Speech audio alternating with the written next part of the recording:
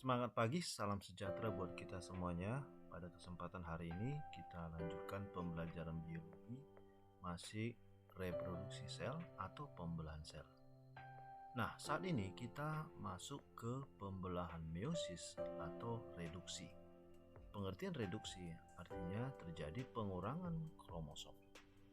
Baik, sekarang kita ikuti bagaimana deskripsinya. Pembelahan meiosis terjadi dalam dua tahap, yaitu meiosis 1 dan meiosis kedua. Dalam pembelahan meiosis ini, istilah lainnya adalah pembelahan reduksi, yang artinya pengurangan jumlah kromosom. Akhirnya akan terbentuk 4 sel anak atau disebut dengan sel gamet yang bersifat haploid. Tujuan dari pembelahan meiosis adalah menjaga jumlah kromosom setiap generasi menjadi tetap sama. Nah, sekarang kita masuk ke fase yang terjadi pada meiosis. Yang pertama adalah interfase. Interfase adalah masa istirahat untuk membelah, ditandai dengan masa sebelum mengalami meiosis, di mana DNA dan sentrosom melakukan replikasi menjadi dua. Pada meiosis yang pertama, terjadi pemisahan kromosom homolog atau disebut juga dengan reduksi. Ingat, kromosom homolog berasal dari kedua orang tua yang berpasang-pasangan. Pada meiosis 1 terbentuk dua sel haploid, di mana meliputi ada fase, yaitu pertama, profase pertama. Profase pertama ini membutuhkan waktu yang paling lama mencapai 90%. Dalam profase 1 ini ada peristiwa-peristiwa penting yang perlu kita bedakan. Ada istilah leptoten. Leptoten adalah perubahan kromatin menjadi kromosom. Kromatin adalah benang halus panjang yang akan memendek, menebal, itulah istilah kromosom. Lalu dilanjutkan dengan zigoten, di mana kromosom homolog berdekatan, itulah yang disebut dengan sinapsis. Ada istilah pakiten. Pakiten adalah tiap kromosom mengalami duplikasi sehingga terbentuk seolah-olah 4 jumlah kromosom, itulah namanya tetrat. Ada istilah diploiden, yaitu pada kiasma terjadi pindah silang atau dikenal dengan istilah crossing over. Ada istilah diakinesis. Diakinesis berupa peristiwa di mana nukleolus atau anak inti serta membran inti lenyap dan terbentuklah spindel. Nah, perhatikanlah dari gambar ini, istilah leptoten, lalu zigoten, ada pakiten, ada diploiden, dan ada diakinesis. Yang B adalah metafase pertama. Metafase pertama, hal yang perlu kita catat adalah kromosom tetrat bergerak ke bidang ekuator atau di tengah-tengah bidang pembelahan. Spindel mulai melekat pada tiap sentromer dari kutub yang berlawanan. Pada fase yang C, yaitu anafase pertama, spindel akan menarik kromosom homolog ke masing-masing kutub atau kutub yang berlawanan. Unit kromosom 2N terbagi menjadi dua yang masing-masing bersifat haploid. Lalu tahap yang D adalah telofase 1. Kromosom homolog telah berada di dua kutub.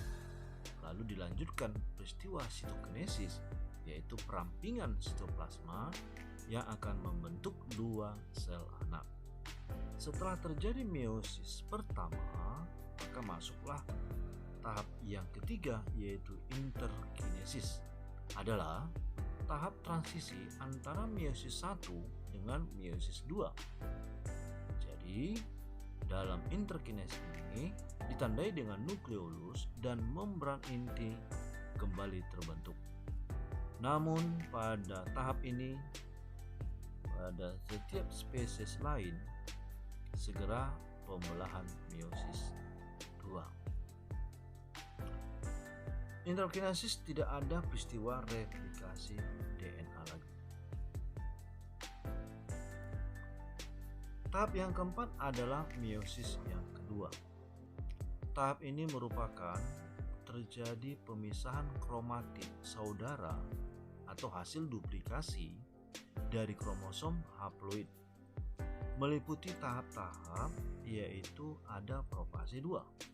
Profase 2 merupakan ditandai spindle mulai terbentuk. Kromatid sister masih melekat. Lalu pada metafase yang kedua, kromosom telah berjejer di bidang ekuator. Anafase yang kedua, di mana sentromer kromatid sister berpisah menjadi kromosom individual. Lalu yang D, yaitu telofase yang kedua, kromosom kembali menjadi kromatin. Lalu terbentuklah nukleolus dan membran inti. Lalu hal yang sama pada telofase ada peristiwa sitokinesis yang akan membentuk 4 sel anak yang masing-masing sifatnya N atau haploid. Nah, sekarang perhatikanlah ilustrasi dari gambar pembelahan meiosis, di mana ada peristiwa profase 1 di mana sel tersebut bersifat sel diploid, ditandai dengan kromatid saudara yaitu hasil duplikasi, dan mengalami pindah silang atau crossing over yang menyebabkan terjadi rekombinasi DNA. Lalu terbentuk gelendong pembelahan. Pada metafase pertama ditandai dengan kromosom berjejer di bidang pembelahan. Lalu anafase 1, kromosom homolog memisah ke masing-masing kutub. Lalu diakhiri dengan telofase pertama, yaitu terbentuk lekukan membentuk 2 sel. Nah, masing-masing sel hasil pembelahan meiosis 1 akan melanjutkan meiosis kedua, yaitu masuk ke profase kedua. Sel anakan yang bersifat haploid kembali akan membentuk sentriol, membentuk spindle. Dan kemudian masuk ke metafase kedua, kromosom tersebut berjejer di bidang ekuator. Lalu di anafase kedua, kromatid sister atau kromatid saudara memisah ke masing-masing kutub, sehingga akan terbentuk 2 sel pada setiap sel di telofase kedua, dan akhirnya terbentuklah 4 sel anakan. Inilah yang akan membentuk sel gamet. Nah, sekarang kita perhatikan animasi pembelahan meiosis.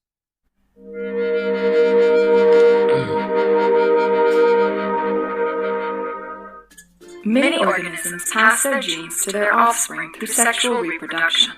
This begins when 2 gametes unite to form an embryo that is genetically unique from the parent organisms. The embryo then grows into an adult who in turn passes their genetic information on to their own offspring. Gametes are formed through a process called meiosis. The cells that undergo meiosis to produce the gametes are called germline cells. In diploid organisms, germline cells have 2 copies of each chromosome. Germline cells undergo meiosis to produce haploid gametes, which only have 1 copy of each chromosome. These haploid gametes fuse to form a diploid embryo that grows into the adult. Meiosis is just one step in the life cycle of a germline cell. Similar to mitosis, the cells also pass through the interphase, G1, S, and G2 stages before they enter meiosis. The DNA inside a germline cell is duplicated before meiosis begins during the S phase. The duplicated germline chromosomes are called sister chromatids. These chromatids remain attached to each other until the second cell division event in meiosis. There are 2 cell division events during meiosis. The first division, meiosis 1, results in 2 unique daughter cells that have half the amount of DNA as the parent germline cell.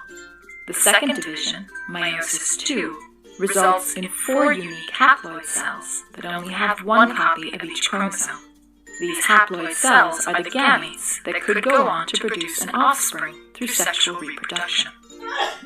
Let's look more closely at each of the division events.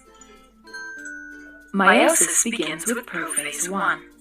In this stage, the DNA condenses to form chromosomes. Here we see the duplicated sister chromatids joined together at the centromere. They stay fused at the centromere throughout meiosis 1. Next, each pair of homologous chromosomes undergoes synapsis to form a complex involving 2 pairs of sister chromatids. Chromosomal material is exchanged between the 2 pairs of sister chromatids. This event is called recombination, or more commonly, crossing over. After crossing over, the sister chromatids for each chromosome are no longer identical to one another. This is one of the reasons why no 2 siblings, aside from twins, are genetically identical. There are several more key steps in prophase 1. The nuclear membrane begins to break down. Then, the 2 centrosomes migrate to opposite ends of the cell and microtubules appear. The microtubules then attach to the chromosomes. The next phase of meiosis 1 is called metaphase 1. Here, the synapsed chromosomes align at the equator of the cell. The chromosomes align randomly, which results in different combinations each time meiosis occurs. The next phase is anaphase 1. During this phase, homologous chromosomes separate and migrate to the 2 poles of the cell. Importantly, the sister chromatids remain attached at their centromeres. The final steps of meiosis 1 are telophase 1 and cytokinesis. Here, the cell divides into 2 daughter cells. Each of these 2 cells now undergo meiosis 2. Meiosis 2 is similar to mitosis. The first stage of meiosis 2 is prophase 2. Again, chromosomes condense, the nuclear envelope breaks down, and the spindle apparatus forms. The major difference between prophase 2 and prophase 1 is the fact that the daughter cells have only one copy of each homologous chromosome. So in prophase 2, there is no synapsis of homologous chromosomes or crossing over. In metaphase 2, the chromosomes align at the equator of the cell. Again, the alignment is random. Since the sister chromatids are no longer identical, there will be many different possible ways for these chromosomes to align. In anaphase 2, the sister chromatids are pulled apart as the microtubules shorten. Also, the ends of the cell are pushed farther apart as microtubules elongate. In telophase 2, the nuclear membrane reforms and the cytoplasm is divided into the 2 haploid daughter cells. This division is called cytokinesis. Since meiosis 2 began with 2 cells, and each of those cells were split into 2 cells, we now have 4 unique haploid cells at the end of meiosis. These cells are gametes. 2 gametes, one from a father and one from a mother, may fuse to produce a diploid embryo. The resulting embryo then grows through many cycles of mitosis. Nah, sekarang kita lihat perbedaan mitosis dengan meiosis. Nah, ada tabel perbedaan mitosis dengan meiosis. Yang pertama, pada mitosis terjadi pada hampir semua sel somatis atau sel tubuh. Sedangkan meiosis hanya terjadi dalam alat pembiakan generatif. Lalu yang kedua, mitosis 1 kali pembelahan dalam 1 siklus. Pada pembelahan meiosis berlangsung dalam 2 tingkat selama 1 daur, yaitu terjadi meiosis 1 dan meiosis kedua. Yang ketiga, pada mitosis pembelahan yang memisahkan kromatid serupa atau dikenal dengan kromatid sister.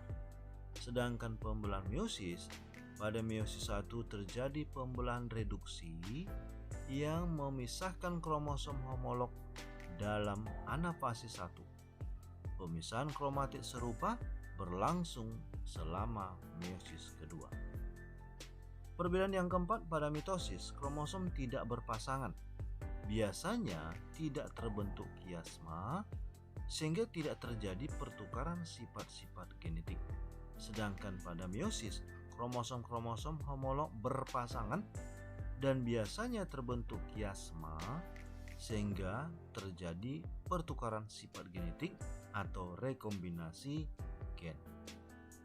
Perbedaan yang kelima, pada mitosis satu sel diploid yang sifatnya atau disebut dengan 2N akan menghasilkan dua sel anakan yang juga sama diploid, di mana jumlah kromosom sel anak sama dengan jumlah kromosom sel induk. Sedangkan pada pembelahan meiosis, satu sel induk diploid 2N akan menghasilkan 4 sel anak haploid, atau jumlah kromosom sel anak adalah setengah dari jumlah kromosom sel induk. Hal ini menandakan ada pengurangan jumlah kromosom. Yang keenam, pada mitosis, hasil mitosisnya dapat mengalami mitosis lagi atau berkelanjutan. Sedangkan pembelahan meiosis, hasil dari meiosis tidak dapat mengalami meiosis lagi, tetapi dapat mengalami mitosis.